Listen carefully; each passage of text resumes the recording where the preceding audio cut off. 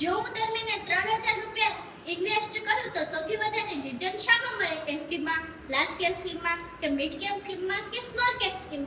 જો હું તને એક્ઝામ્પલ સાથે સમજાવું કે 3000 રૂપિયા 20 વર્ષ માટે સેવિંગ બેંક એકાઉન્ટની અંદર ઇન્વેસ્ટ કરવામાં આવે તો ત્યાં તમારા પૈસા બનશે 25 લાખ.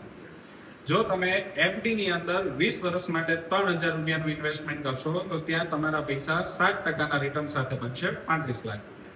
એ જ વસ્તુ જો તમે મ્યુચ્યુઅલ ફંડની અંદર લાર્જ કેપ સ્કીમની અંદર ઇન્વેસ્ટમેન્ટ કરશો 3000 રૂપિયા 20 વર્ષ માટે અને 15% રિટર્ન સાથે તો તમારા પૈસા બનશે 75 લાખ રૂપિયા. અને જો તમે મિડ કેપની અંદર અહીંયા ઇન્વેસ્ટમેન્ટ કરો છો 20 વર્ષ માટે અને ત્યાં તમને 18% રિટર્ન મળે છે તો અહીંયા બનશે તમારા 1 કરોડ ને 1 લાખ રૂપિયા. અને જો તમે અહીંયા સ્મોલ કેપની અંદર ઇન્વેસ્ટમેન્ટ કરો છો અને આનું રિટર્ન 20% જો બન્યું તો તમારા પૈસા થશે 1 કરોડ ને 25 લાખ રૂપિયા. તો આપણે બધા જ પૈસા સ્મોલ કેપ સ્કીમમાં ઇન્વેસ્ટ કરવા જોઈએ?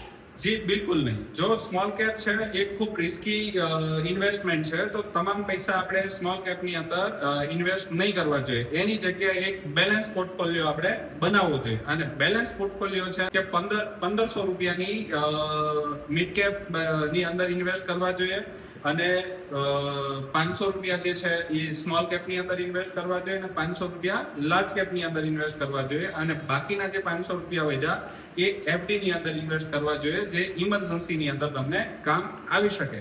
અને આવો જ મોડર્ન પોર્ટફોલિયો જો તમારે બનાવવો હોય તો આજે જ નીચે આપેલા નંબર ઉપર વોટ્સએપ તમે કરી શકો છો અથવા કોલ પણ કરી શકો છો. અને આવી જ ઇન્ફોર્મેશન માટે અમારા વિડીયોને લાઈક કરો, શેર કરો, સબસ્ક્રાઇબ કરો અને ઇન્સ્ટાગ્રામમાં ફોલો કરો. Thank you.